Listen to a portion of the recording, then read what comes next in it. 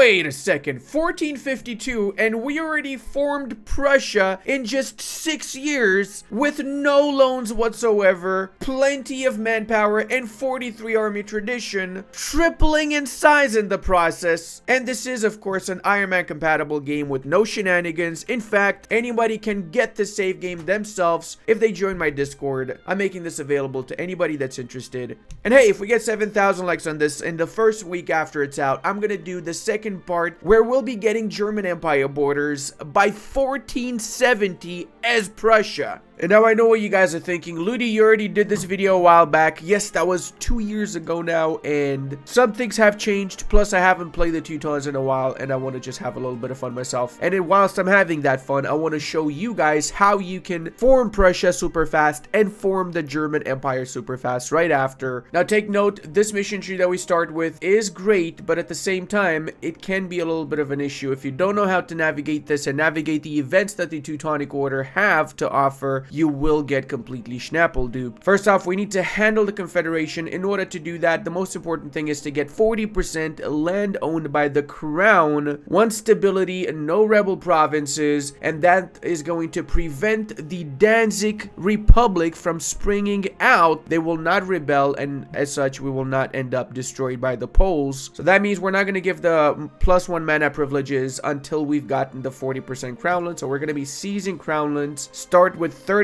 We just need to wait for 5 years, and 49 will be able to get the 40% crownlands, and as such we'll be able to do this mission. We can also do the other 2 missions here fairly easy. Just need a military advisor and 100% land force limit, and for this one we just need to have either an alliance with the Livonians and 150 relations, or have them as a rival and embargo them, which is going to give us either a subjugation CB on them, or if we ally them, we'll be able to vassalize them from an ally to a vassal, because historically speaking, the Livonian Order was in fact a subject of the Teutonic Order in 1444. It was not a separate independent country, that is for sure. To be more precise, it was a cadet branch of the Teutonic Order. Now we also need to do seek imperial protection, so we need to get 100 relations of us with the Austrians. So I'm going to start improving relations with the Austrians from the very get-go. We also have to set up our estates before anything else, so we can actually get to work on this run, and we're going to go for the standard privileges in essence. Religious diplomats to get the extra diplo reputation and the extra opinion of other countries that have the same religion with us, which is basically all of Europe since most of them are Catholic. Clerical education, of course. And I'm going to give oversight by the clergy because I need the extra loyalty equilibrium for all of the estates. We want to get up to 60 equilibrium so that within the next 5 years we reach that 60%, which in turn means that we'll be able to do another one of our missions that requires we have 60 loyalty with all of our estates. Go ahead and increase levies. Again, not necessarily for the manpower as much as we give this for the loyalty equilibrium, since right now our manpower is obviously influenced by the amount of crownlands owned by the nobility, and they don't own that much crownlands, so we're only getting 6% manpower. Supremacy over the monastic orders, and the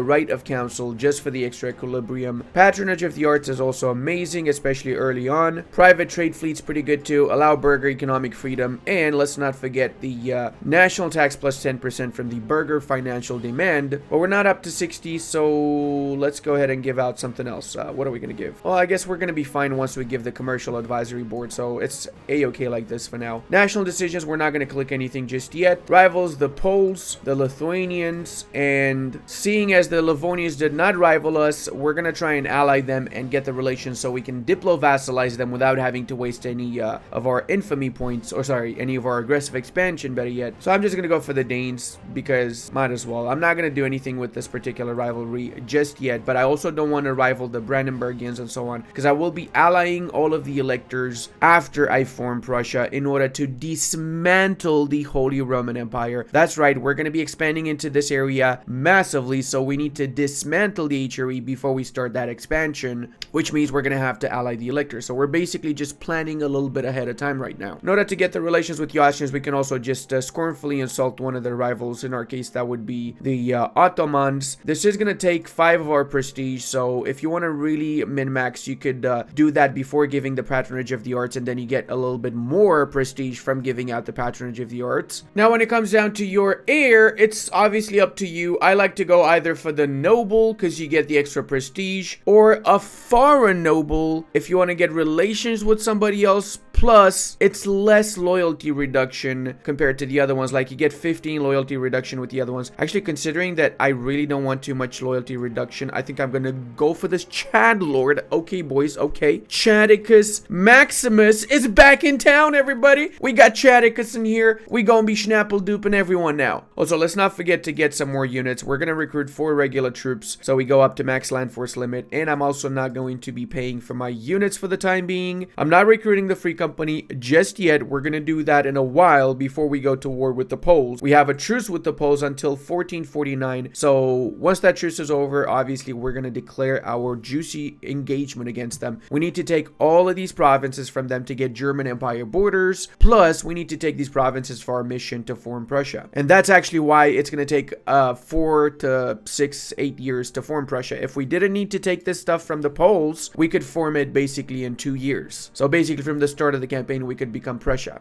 I also don't actually need my fleet. So what I'm going to do is I'm going to sell it off. My newly found allies of the Livonians might want some ships. Swedes might like some ships. So we might make a little bit of money from that. And in the process, obviously fix our dog schnapple economy, right? Might as well. Let's see. Do you guys want a ship? You do. There you go. That's your beautiful new cog. Brandenburg wants to ally us. I'm not sure if I want to ally Brandenburg though. No, I do need to ally them. I just realized I got to ally them in order to dismantle HRE. So we're going to keep the alliance with them for now. Well, the stars are clearly aligning. We got aggressive expansion impact minus 10% in advisors. So that's pretty good. It means that we're going to take less aggressive expansion when taking lands from the HRE, which is double whammy. Yeah, I'm probably going to dismantle this fort as well. Osterod. It's not a great fort. It is in grassland, so it's fairly easy to take. Not much of a defense whatsoever, really. The Teutonic Order, an order of noble German knights established along the Baltic coast in order to Christianize the local tribes. And by the way, it was the Poles that brought them over here, really. Has in the last 40 years been getting its asses handed to them by the Poles that brought them here in the first place, right? Now, the situation will be resolved in one of 2 ways. Either we go down the Prussian path or the Crusader path. Crusader path we've done. The Prussian path we've done in the past as well. But today we're going to revisit the Prussian path because I personally feel like it's the most fun path out of them all. And yes, we did manage to sell almost all of our ships. I'm not sure if I'll be able to sell the last 2. Let's see. Whatever the case, we went up to 120 ducats from it, so that is actually amazing. We can do expand our army as well. That's going to give us fort defense, shock damage received reduction, and permanent claims on the Polish areas, which we will be taking in the first war against Poland. I'm also not going to support the independence of Sweden. I would like to see them independent, but I also don't want to invest my time in that war when I have bigger fish to fry. And by bigger fish, I mean the Polish fish, really. It seems like, unfortunately, the Poles did get their junior partner in the Lithuanians, so it's going to be significantly harder to defeat them. But that being said, 9 out of 10 times they get the Lithuanians as a junior partner, so it's very realistic to what you guys will likely be facing when you're doing your particular run like me. Alright, it seems like we have 100 relations now with the Austrians, which means we can seek imperial protection. Now the 2 options are either we join the HRE by asking the emperor to let us in, or we just don't do that for some reason, get relations reduction with them, and we get morale of armies prestige and 100 military power with them. Obviously you want to be joining the HRE, otherwise the Poles is going to make mincemeat out of us. I'm just kidding. I can take on the Poles by myself. I'm going to be taking the Poles by myself, but joining the HRE is kind of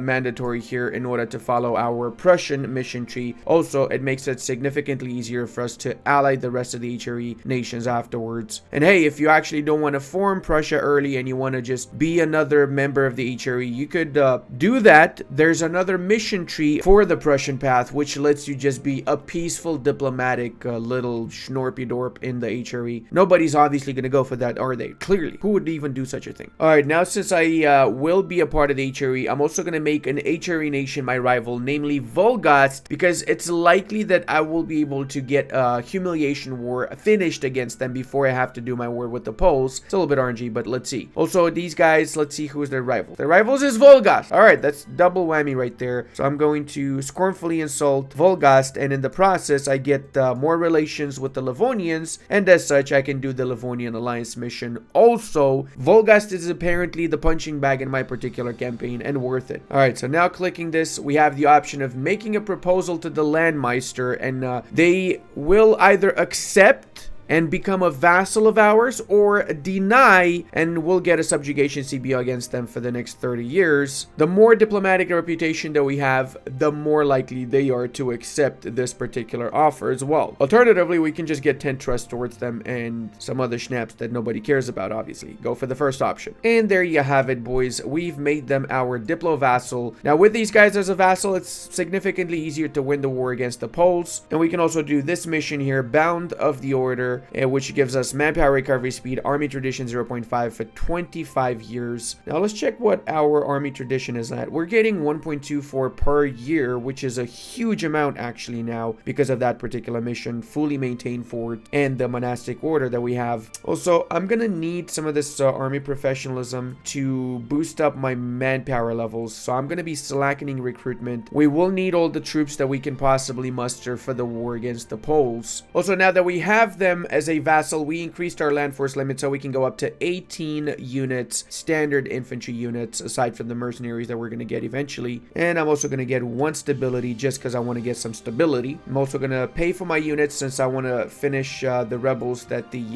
Livonians have. We're gonna have to get rid of these guys to make sure the Livonians are ready for the war against the Poles. Now that we're in the HRE, we're also gonna get an alliance with the Bohemians. They are rivals to the Austrians, so if I got the alliance with them before I did this mission, I would have struggled a lot more to do that mission. And I'm gonna get an alliance with the Saxons and with the Palatinate. I feel I'm a little bit over my diplo relations here, aren't I? Yes, I am. I can cancel this alliance and I can get it back later, I guess. So after the war with the Poles, we're going to be allying the rest of the electors and we're going to be attacking the Austrians somehow. Probably going to attack one of their allies or something of the sorts, let's see, in order to dismantle the HRE. I also made a mistake. I didn't get Volgast as a rival before I clicked the button for Livonia. So as consequence, I cannot make them a rival anymore. I'm going to have to make either the Muscovites, Bohemians, or Novgorod as rivals. So I'm going to go ahead and say Novgorod because I can likely get Muscovy as an ally afterwards. And by scornfully insulting Novgorod also, I get a little bit of power projection in the process too. There we go. Scornful insult, 10 power projection. Amazing. Now let's keep getting our spy network on the Poles and also wipe out the Catholic rebels that we have in the Livonian lands. And I'm going to make my leader a general, so in the hopes that he's going to pass away. He is a 212 absolute scumbag. We don't want 212s anywhere around our kingdom, do we? Plus, I'm going to start building some barks over here to get a proper trade fleet going. We literally just need to have trade ships. That's it, nothing else, to get some more money from the Baltic node. And it seems like we have been accepted in the Empire as long as we do not declare war on any HRE members until we've reformed into a bishopric or the Duchy of Prussia. If we do declare any wars, then the HRE Emperor is going to remove us from the Empire and they will start an offensive war. So I think that's a fair offer. There we go. We are now a part of the HRE. And the best part is that we will be reforming into Prussia very, very shortly. I'm also going to set this area as vital interest in the hopes that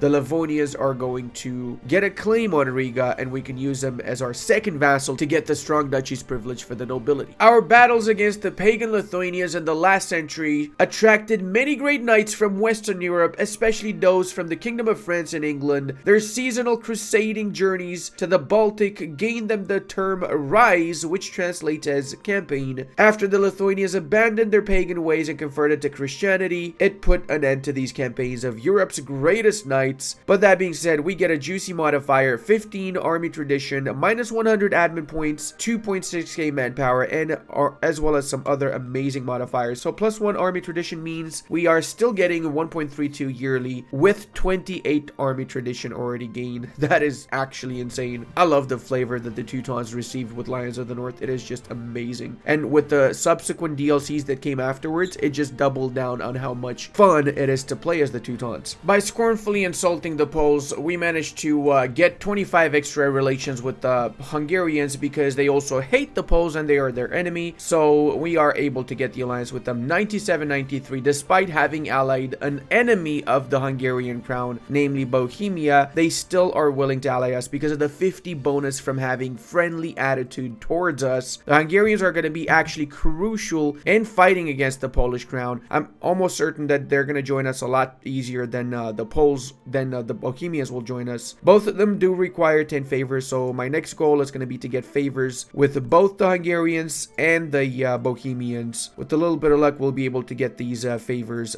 by 1449 before we start the war, or even during the war maybe. Let's see. November 1449, so we can seize another 5% crown lands. Let's wipe out these rebels and let's do the mission, handle the Confederacy. This way we don't get the Danzig Confederation to trigger anymore, and now we can also start our war against the Polish and the Lithuanians. Hungary would join us as long as we promise them some land, so I will of course promise them land. Whether I deliver or not is a different story. But that being said, I might be able to get the Bohemians in also if I wait for a little bit longer. Alright, I've decided I'm gonna call in Bohemia after I get the 10 favors, if they're still willing to join. Let's see. Not gonna co-belligerate Stettin or Riga for that matter, because I don't care about them too much. And unfortunately, the Brandenburgians love the Poles for some reason, so I cannot call them in either. I'm gonna make Poznan as my war target, since Poznan I believe is the highest development. I might be wrong. No, I'm not. It is the highest development. And let's go ahead and start this juicy war against the Polish and the Lithuanians. Hopefully they focus on the Hungarians a little bit, and the Hungarians provide me with a little bit of support. But if they don't, that's fine. I will of course recruit the Free Company once I need them. I don't feel like I need them just yet. Let me lose a couple of battles and consolidate my troops in the first place, right? And let's also wipe out Stettin's army. If these guys are gone, maybe I can piece them out by just occupying one province and sieging down the capital. That would be nice. I don't really want to have to deal with Stettin at all in this war personally. As for Riga, I will of course vassalize them though, because Riga can be an amazing second vassal and especially a really good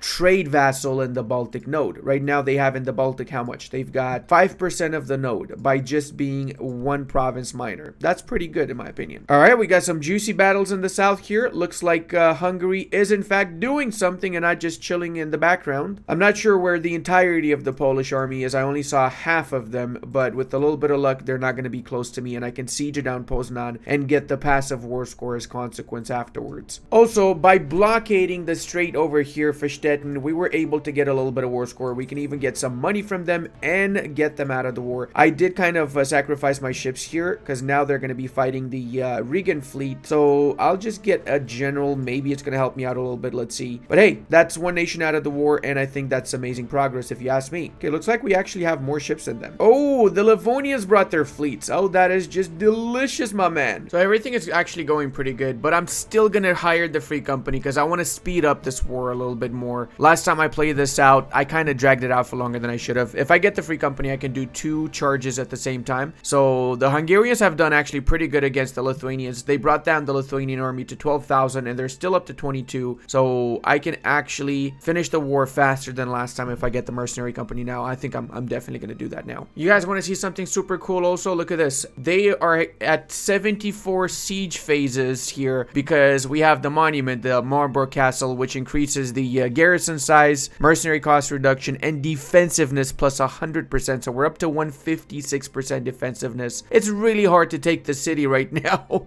I should probably build a fortification here later down the line and replace the one in Tuchel with the one in Marienburg. Whilst for us, it's only 34 siege ticks. So we're going to take Poznan significantly faster than they will be able to take Marienburg. If you fall at 35%, I'll buy a schnitzel for everybody in...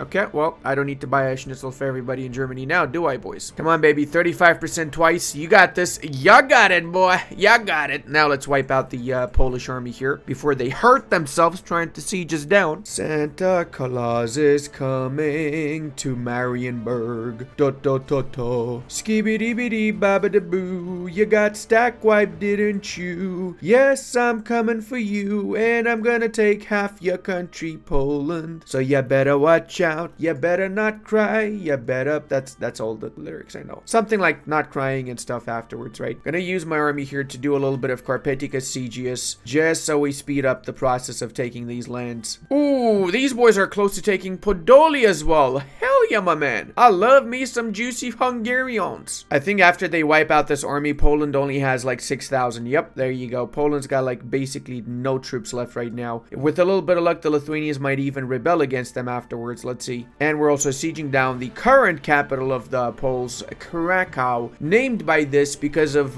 King Wenceslav the 85th's crack. He had a big crack there, very massive crack, really. Looks like I can even call Brandenburg in. I'm gonna do so, and I'm gonna give him the objective of sieging down Riga for me. I asked the Livonians to do it, but they're not really being very compliant, so hopefully the Brandenburgers are going to help me siege Riga, so I don't need to wait for that siege to finish as well after I take Krakow. Same thing here. I'm going to call the Saxons too. Let's go Saxony. Help me out, brother. Also, the Bohemians apparently love the Poles, so because of the attitude they have with the Poles, they're not going to help me out, unfortunately. Or better yet, they hate the Hungarians, I'm assuming. That's probably the real reason why they're not joining on my side. Hot diggity dog. It looks like we've just sacked Krakow and we gained a little bit of discipline in the process, which is amazeballs. Let's start manually sieging down this area now ourselves. I'm gonna have to send some more units there, aren't I? Yes. I'm gonna quickly carpet siege these lands before I do so, however, to make sure that the Hungarians do not take these lands before I do, because I don't want to actually give the Hungarians anything. I know I said I'm gonna give them stuff. I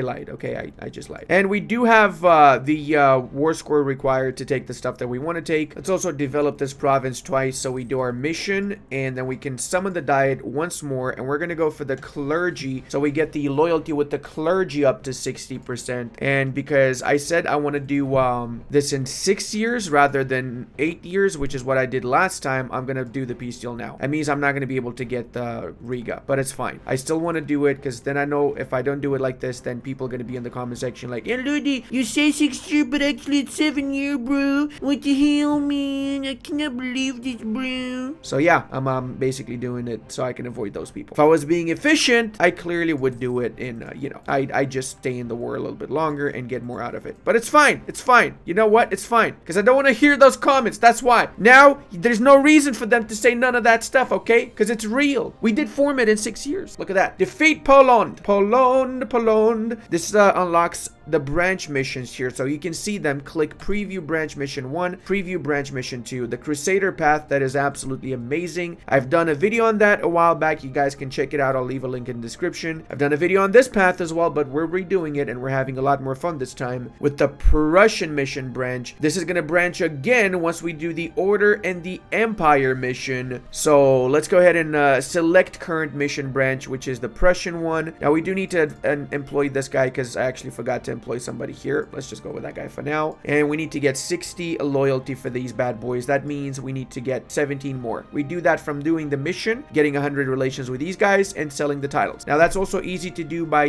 spending 81 ducats, and then we get 92 relations with them, because we gain 75 from buying indulgence. We can get another little bit more by sending them a gift. We don't have money, never mind. So also lower the war exhaustion, and then we can core up all of these lands here. We've essentially tripled in size in just a couple of years. Can get some new rivals now. I am gonna go for, I don't know who. Maybe Bohemia, and I can use Bohemia to dismantle the HRE. Yes, I think Bohemia is the play. Or Austria directly, right? But then we're gonna have to fight the Hungarian. It's fine. I'm gonna have to fight them anyway. Simony John. Famous Chadicus Maximum. Oh, speaking of, I hope my heir is still alive. He is. He's 42. Can my leader actually freaking die so I get this Chad Lord in charge of the country, please? He doesn't have many years left to live, so we really need to put him in charge of the country. Italian engineer available. Okay. Sure, I don't mind 40 military mana. And there you have it, boys. We got plus 10 loyalty for the clergy, which means by doing this, we actually do this. Now, this unlocks another 3 mission paths for the Prussians. So essentially, the Teutons have 5 separate mission trees, right? I guess. The first mission tree is the Holy Roman Conquest mission tree, which essentially allows us to conquer the HRE from within, which is actually pretty juicy. The second mission is the Holy Roman Diplomacy mission tree, which allows us to become Prussia right now. And the third one is the Prussian Kingdom mission tree, which essentially is similar to the Crusader tree, where we're going to be expanding into the Poles, expanding into Lithuania, Muscovy, and so on. But it doesn't allow us to form Prussia instantly. So we're going to go for the second mission tree, which is the Holy Roman Diplomacy. We're going to be confirming the second mission tree. Amen. We change country to Prussia. We get the Prussian missions. We get the Prussians traditions and ambitions, and we got some CBs. On Brandenburg, for example, we got a subjugation CB that we can enforce whenever we want, and there you have it, Prussia in 1452. Of course, it is an Iron Man achievements compatible game with no freaking hacks, nothing of the sorts used, because anybody that has 2 brain cells can freaking do this, obviously. And we can also pay off that loan now that we got the extra monies. So it's time to fix our situation, because next war is gonna be the war against the Austrians to dismantle the HRE. So if you guys want to see that and you want me to do the second part where we speed form German Empire borders as Prussia, hopefully by 1470, it's gonna be with nation ruining by 1470. Without nation ruining, probably like 1489, 1490 something, since we are significantly stronger than Brandenburg is, right? And look at that, aggressive expansion, almost no aggressive expansion with the HRE nation, so it's super easy right now to expand into the low development areas here. Leave that like. Once we get 7,000 likes, I'll do that part of the campaign. And hey, until the next time, check out this awesome Shimazu run. And I want to give a massive thank you to all of my patrons, channel members, and Twitch subscribers. I would not be able to do this without all your support.